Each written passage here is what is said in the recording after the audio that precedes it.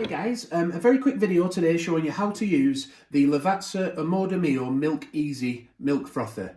Now you can do three types of milk with this frother, and if you're fortunate enough to still have the lid with the sticker on, then you'll see that it one click is for your frothed foam milk, which you would use for a cappuccino perhaps.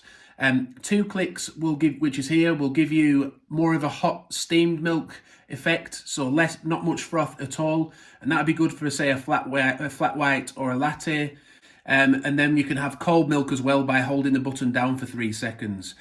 So what we're going to do is make a cappuccino here just to show you how to use the device. So we want one click. We've got 120 ml of milk. Now on the inside you'll see the minimum line represents 60 millilitres of milk. The max froth line for cappuccino, which is what we're going to do today, represents 120 ml.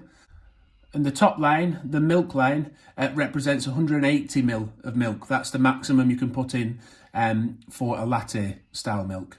If the whisk isn't in already, then you'll need to insert it, and it's magnetic, so it will just drop into place.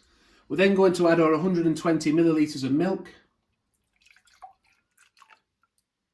Pop the lid back on, and then we're going to give it one click to froth the cappuccino milk.